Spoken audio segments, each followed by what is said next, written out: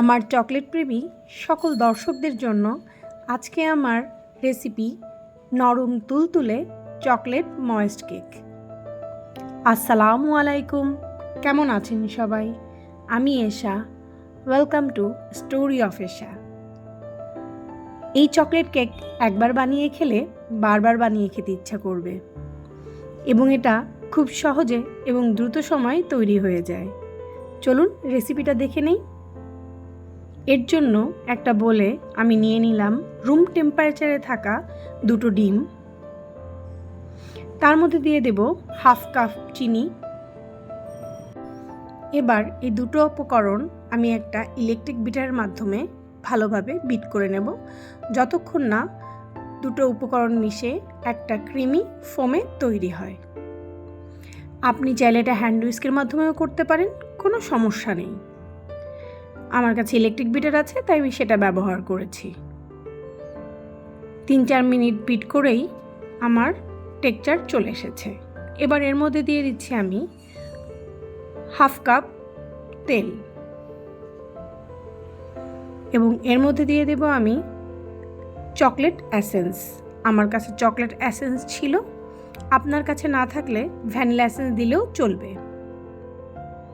ব্যাস, এবার আবার অল্প একটু সময়, একদমই অল্প পাওয়ারে এটাকে বিট করে নিতে হবে, খুবই কম সময়। এবার এর মধ্যে দিয়ে দিচ্ছি আমি 2 টেবিল চামচ গুঁড়া দুধ, আমি হাফ কাপ পানির মধ্যে গুলে নিয়েছিলাম। সেটা দিয়ে এই ব্যাটারের সাথে ভালো করে মিশিয়ে নিচ্ছি।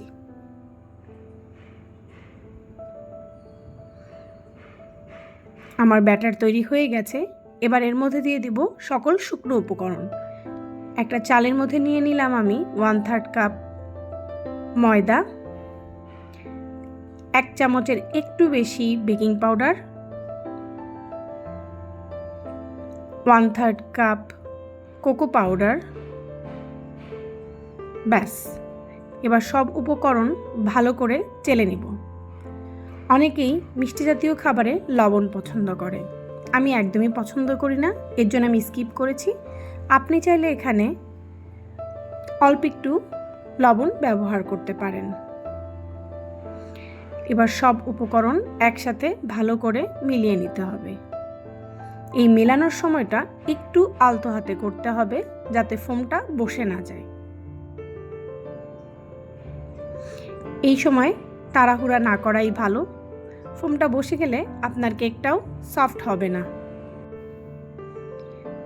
আমার মেশানো হয়ে গেছে।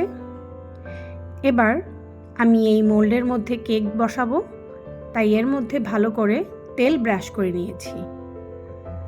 ব্যাটারটা চেষ্টা করবেন একটু উপর থেকে ফেলতে, এর ফলে বাবল তৈরি হবে না।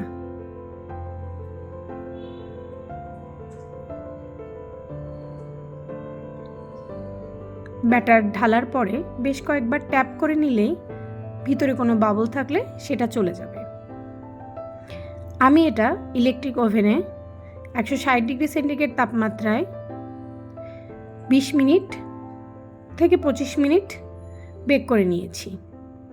আপনি চুলাতেও তৈরি করতে পারেন। এবার এই গরম থাকা কেকটাকেই আমি একটা টুথপিকের মাধ্যমে একটু ছিদ্র ছিদ্র করে নেব। আমার ছিদ্র ছিদ্র করা শেষ। এবার একটা সিরাপ বানাবো। এর জন্য আমি এখানে 1 কাপ গরম পানি নিয়েছি, তার মধ্যে দিয়ে দিচ্ছি 1 চা চামচ কফি পাউডার এবং 1 টেবিল চামচ চিনি। এবার এই দুটো উপকরণ খুব ভালো করে পানির সাথে গুলিয়ে নিতে হবে। এমনভাবে গোলাবেন যেন চিনিটা পুরোপুরি গলে যায়। চিনিটা পুরোপুরি গলে গিয়েছে, আমার সিরাপ তৈরি। এবার এই সিরাপটা গরম গরম থাকতেই কেকের মধ্যে ঢেলে দিতে হবে।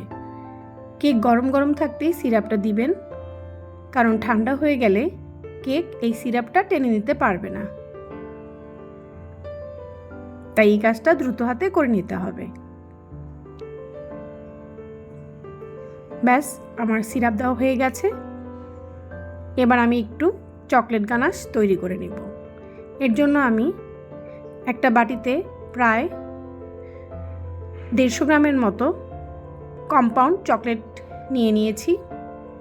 আমার কাছে হুইপ ক্রিম ছিল না, তাই আমি গুঁড়া দুধের মধ্যে গরম পানি মিলিয়ে একটা সিরাপ তৈরি করে মাইক্রোওভেনে গরম করে নিয়েছি। ব্যাস হয়ে গেছে আমার চকলেট গানাশ।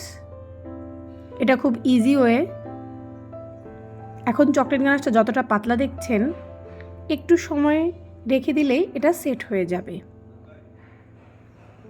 পুরো চকলেট গানাশটাই আমি ঢেলে দিয়েছি, আর একটু ছিল সেটা আমি চামচ দিয়ে দিচ্ছি। এবার উপর থেকে দিয়ে দিয়েছি কিছু স্প্রিঙ্কেল।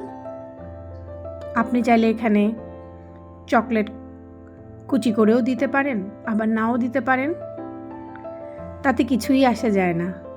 একবার বানিয়ে খেয়ে দেখুন এই চকলেট ময়েস্ট কেক, নরম তুলতুলে আর এত চকলেটে রিচ যে আপনি মুখে দিলেই মিলিয়ে যাবে।